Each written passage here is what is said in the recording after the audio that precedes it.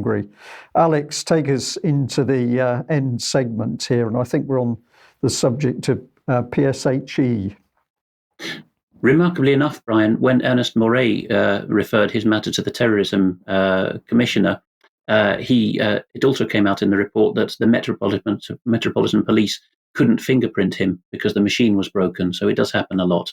Now, we started with Andrew Bridgen, Member of Parliament. He's now Member of Parliament for the Reclaim Party, Lawrence Fox's party. Reclaim the Net and other initiatives are part of the same stable. The latest is, I think, called Reclaim Education. And they, with Mr. Bridgen acting as host, had an event at the Houses of Parliament in one of the side rooms recently. And the other half of the partnership, besides Reclaim Education, is the Bad Law Project, a deliberate skit on the idea of a good law project run by Jordan Moore, isn't it, the Queen's Counsel. If we go back to the slide you've just flipped past, people can see that Dr. Anna Lutfi, who we're about to hear speak, is a barrister specialising in, among other things, human rights law, freedom of expression, and higher education. I don't know whether she would be a natural UK column sympathiser, but strange alliances are being forged in these times. Here's the first of 4 brief clips from her very impassioned and legally learned, a wonderful combination, speech in front of Lawrence Fox and Andrew Bridgen at the Houses of Parliament on what's going on with sexual, health and economic education. It's deliberately rolled into a blob. So she started by saying that schools are breaking the law by implementing the PSHE curriculum. Much of this is specific not even to England and Wales, but just to England. People will know that Wales has taken another route with its RSE, but it's the same idea. So many of these remarks will be confined to England only in the proper sense. But listen to Dr. Anna Lutfi's reason for her passion. Why are schools breaking the law in teaching this curriculum subject? PSHE providers are increasingly obsessed with engaging school children in discussions about sexual arousal, sexual stimulation, sexual pleasure, touching and being touched.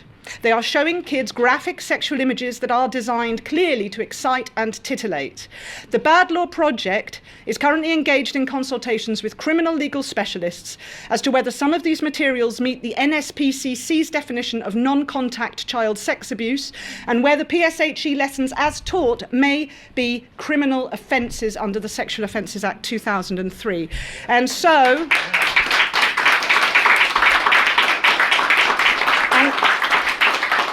And I think this is what I really want to hammer home today. We are today putting schools, educational authorities and PSHE providers on notice, here and now, that there is strict liability for sexual offences committed against a child. And we say that PSHE activities conducted in the guise of robust sex education do meet the criminal threshold, particularly in respect of teaching children how to masturbate. Now, in legal jargon, strict liability means it's no defence to say we didn't mean any harm, we were just doing as we were told. It's automatic liability. That was towards the end of the speech. Towards the beginning, the next clip will explain to us what other breaches of the law are involved. The Equality Act 2010 is being misrepresented by the charity sector, by charlatans posing as educators, so that now trans or gender identity is treated as a protected characteristic under equality and anti-discrimination law. There is no such thing as trans or gender identity in law. There is gender reassignment, which is entirely different, and as Andrew also mentioned, a procedure available to persons of 18 and over. Schools have no business promoting the idea to minors under 18 that their healthy bodies need medical intervention and pretending that this is some sort of diktat of the Equality Act. And our bill makes that crystal clear. Secondly, we are going to sue the Department for Education.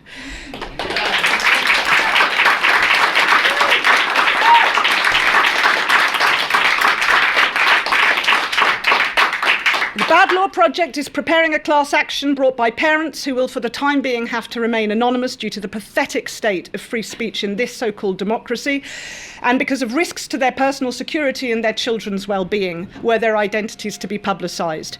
These are parents whose children have been encouraged at school to socially or medically transition at considerable cost to both the children's and the family's mental and physical well-being. The parents are seeking to bring a joint claim in negligence against the department for actively promoting gender identity in schools, which we will define as gender ideology, and for failing to act on foreseeable harms caused by said ideology, and for allowing schools, local authorities and charities to politically indoctrinate children and ignoring and dismissing complaints brought to their attention by suffering parents. And she went on to talk about the particular problem with autistic children and young people being nudged this way. And given Debbie's expertise in autism, a very sensitive and complicated issue, we'll be discussing that in extra time for subscribed members. In the next clip, she sounds, again, from the beginning of the talk, Dr. Lutfi sounds even more like a UK column viewer, perhaps even like David Scott. Families have a legal jurisdiction over their children, and no amount of wordplay about LGBTQIA+ rights changes that legal jurisdiction. It is parents.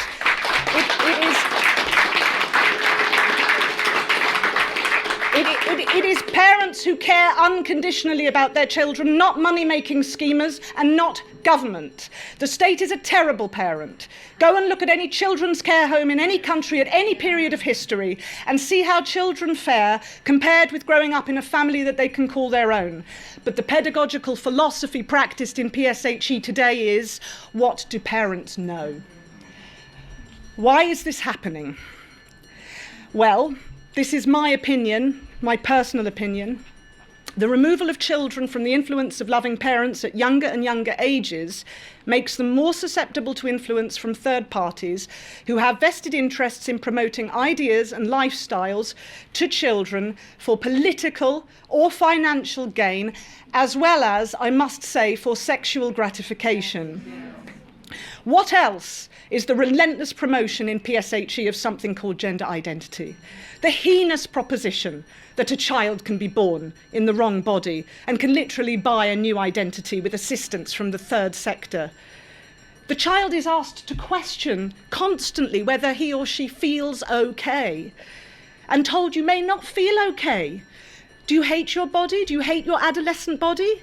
Take another name, use a different pronoun, talk to a trusted adult about your intimate thoughts, not your parents. Don't trust or talk to your parents. Pause puberty, get skin grafts, take cross-sex hormones, bind your breasts, go online, seek out strangers who can help you, and let us know if you want to talk. If you have a sexual experience you want to talk about, if you hate your body, talk to us. Talk to us. This is PSHE. The tinkling in the background was the division bell, by the way. For lack of time, we will save the final clip I took till extra time, but we will just show this slide in passing. Reclaim the Media has put this online under the title you see on screen. PSHE, as currently taught, is unlawful and criminal. Yes, the two are distinct in law. And Dr. Lutfi thinks both thresholds may have been passed, and this is her core expertise, so she should know. It will be in the show notes, so you can follow the link from there. Okay, and I think we've got a and finally from you, Alex. Yes, Air and Space Forces magazine, because that's two service branches in the US now since Trump, reports that the US Air Force is dropping the commander Vice. It's now deputy, and this is from very senior ranks downwards. And the Chief of Staff of the Air Force, Brown, said this redesignation, quote, is one of the several changes in motion to ensure we can execute our missions to fly, fight, and win. Air power anytime, anywhere. You can't do that with a vice marshal, can you? One more from me on the and finalies, I think, is this one of the classic memes, Batman slapping Robin. And we've shown some variants on this before. This one is the hapless Robin saying, "So Wagner are our friends?" And he gets slapped by Batman, who's ahead of the news curve. He says, Taliban are our friends. People who've watched UK Column News will know what that's about. Okay, thank you for that. Well, I think it's a good thing to end on a bit of humour for today's news. We've covered some pretty heavy topics, but this is the reality of life around us. I must say, Alex, I'm very encouraged by seeing that lady barrister speak, because we need people within the legal profession to wake up to what's happening, because, of course, their own children are equally vulnerable. We'll leave it there. Alex, thank you very much for joining us. Debbie, thank you. For the audience, we will be back for extra in a few minutes. So If you're a subscriber to UK Column, stay with us. A big thank you to all of our audience, wherever you are worldwide. Your financial support is allowing the UK Column to grow. And on Friday, I will try and give a little update of the new studio, which has only been made possible thanks to the kindness and generosity of the UK Column audience. So a very, very big thank you for all you do from us. We'll be back in a few minutes. Bye-bye.